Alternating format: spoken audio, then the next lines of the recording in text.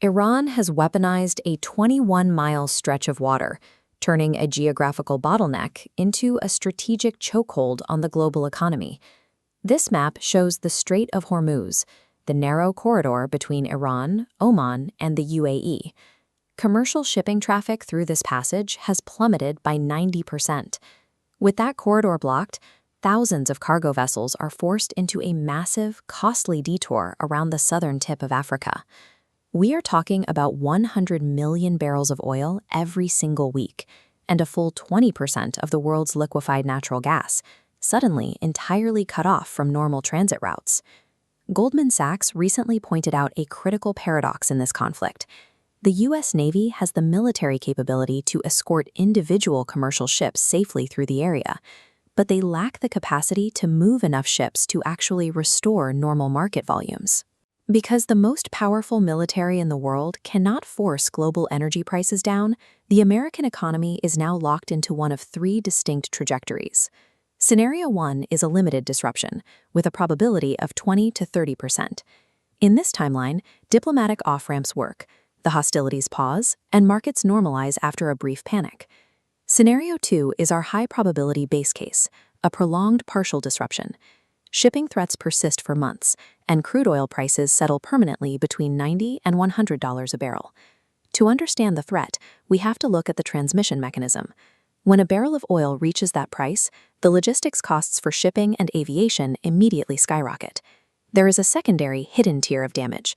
The blockage of Qatari liquefied natural gas creates a severe global shortage of nitrogen fertilizer. Without that fertilizer, global crop yields begin to shrink. These supply shocks hit the American consumer in the form of sticky inflation holding above 3.5%, while the U.S. economy faces rising odds of a shallow recession. An energy shock inherently mutates into a food and manufacturing shock. A naval standoff 7,000 miles away directly dictates the price of American groceries. Scenario 3 is full regional escalation. We assign a 10 to 20% probability to this outcome, triggered by strikes that destroy land-based energy infrastructure in Saudi Arabia or Qatar. This historical crude oil price chart shows the scale of the crisis. The 2026 disruption has triggered a price spike comparable to the supply crises of the 1970s and the 2008 financial crash. A supply shock of this magnitude introduces the threat of stagflation, the simultaneous occurrence of high inflation and high unemployment. Many assume the U.S. is protected by domestic energy independence. But when 20% of global supply vanishes, international buyers bid up the price of American domestic oil to match global rates. In a fully interconnected global commodity market, domestic volume independence fails to protect the U.S. consumer from international price contagion. The war's economic pressure begins at the gas pump and quickly expands into a far more significant threat: the cost of capital. To fight off war-driven inflation, central banks are forced to abandon their planned rate cuts and keep interest rates elevated for much longer. Those elevated rates trickle down. They guarantee expensive mortgages, unaffordable auto loans, and compounding credit card debt for the average citizen.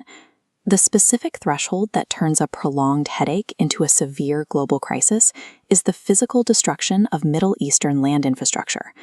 Moving forward, monitor specific metrics. First, watch commercial shipping volumes through Hormuz. Second, track the persistence of crude oil prices. Next, look for physical infrastructure damage. Pay close attention to central bank tone on interest rates. And finally, watch for consumer demand destruction. Military dominance cannot overrule the basic laws of supply and demand. Until those barrels and ships start moving again, the American consumer remains fully exposed to the economic fallout of the Strait of Hormuz.